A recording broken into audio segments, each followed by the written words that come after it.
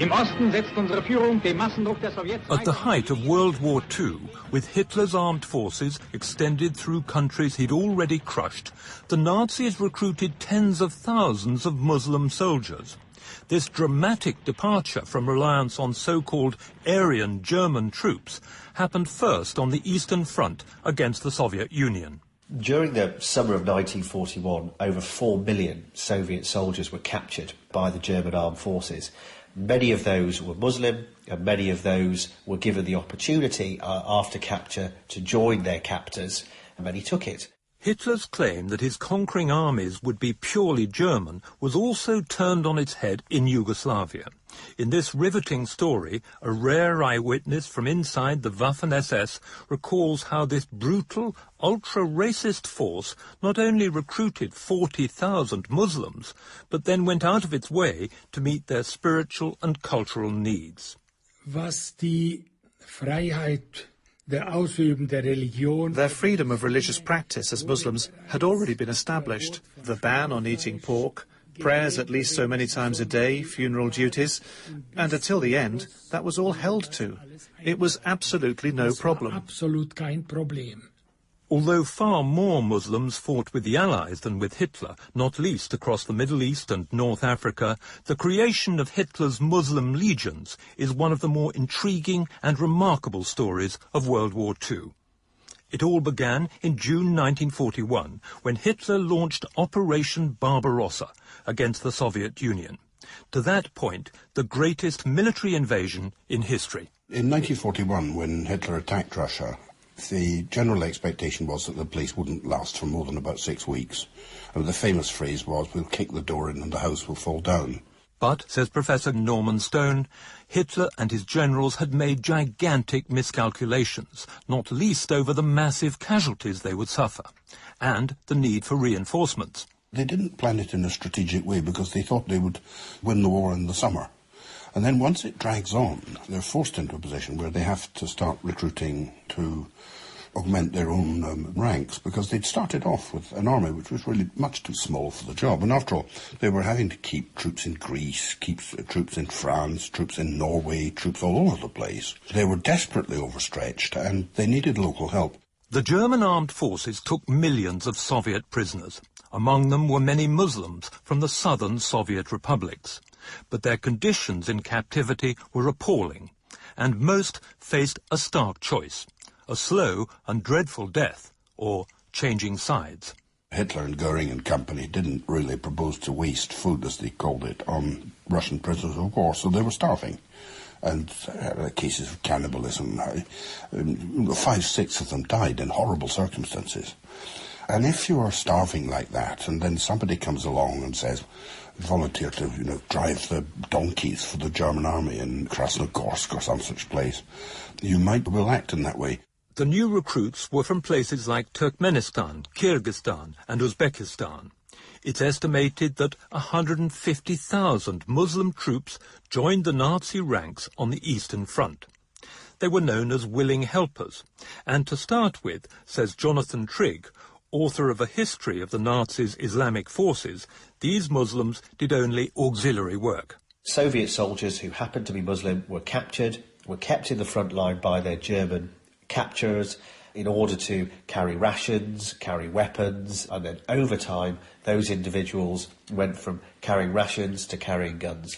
To what extent was there an anti-Soviet motivation among the Muslim recruits from the southern republics? That was a very strong motivation indeed. In the previous 20 years, the Soviet communist system had hugely oppressed their religion and the peoples themselves. So many saw, falsely of course, that Hitler and the German army were there to liberate them. And as the German army began inducting thousands of these Muslims, commanders were ordered to honour the Islamic beliefs and culture of their new recruits. They were allowed to practice their own religion, which was still anathema within the Soviet armed forces.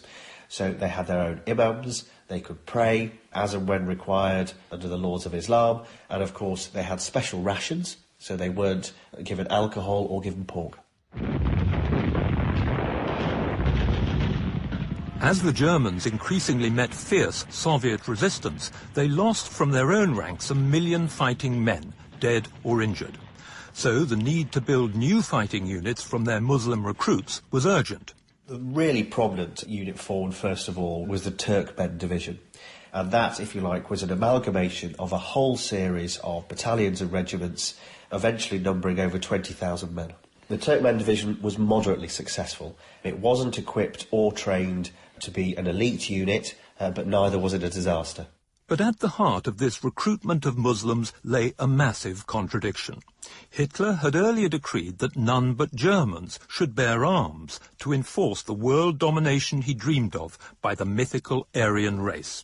Hitler himself wasn't particularly keen on having anything other than blonde, blue-eyed Germans fighting for him, or at least people with a kind of Germanic background, like, say, the Dutch or the Belgian Flemish. But he was more or less forced into a position of having to accept that there were other people. And after all, he was in alliance with the Japanese, who were hardly Aryan. And, at the outset at least, none in the Nazi armed forces were more pedantic on the issue of race than the special Nazi Party army, the Waffen-SS, and their ultimate supremo, Heinrich Himmler. In the Waffen-SS, Himmler and his entourage would carry out a whole series of checks on individuals, both on their racial ancestry. So, for instance, officers would have to develop their family tree back to 1750 to ensure that there was no Jewish blood there.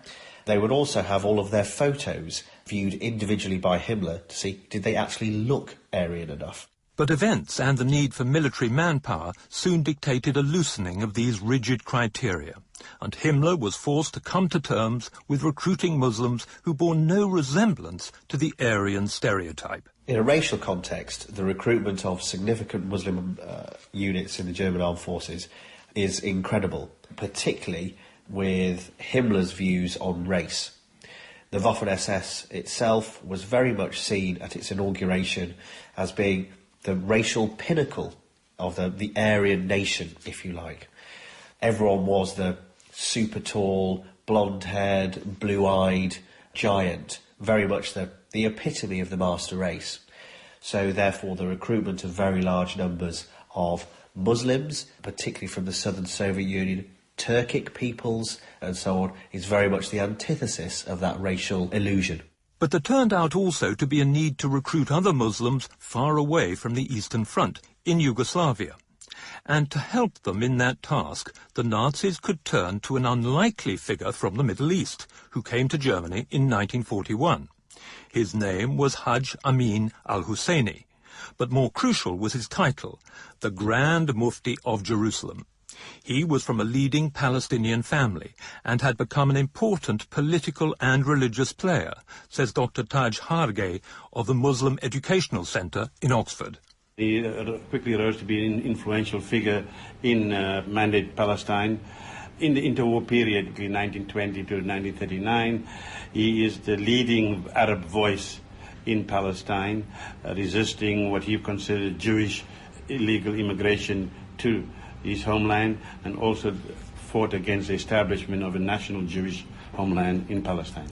The Mufti came to believe that the main obstacles facing the Arabs in Palestine were the Jews, the British and the Communists, a line-up of enemies coinciding very closely with Hitler's own hit list. The Grand Mufti went to Berlin to gain material and moral support from the Nazis. He was exceptionally well treated. He was given his own accommodation, unlimited funds. He was allowed to meet with propagandists, both from the Nazi side as well as from the Arab side, to convince Muslims in Palestine and wider Arab world that Muslim solidarity was with the Nazis, with the Axis powers, rather than with the Allied powers.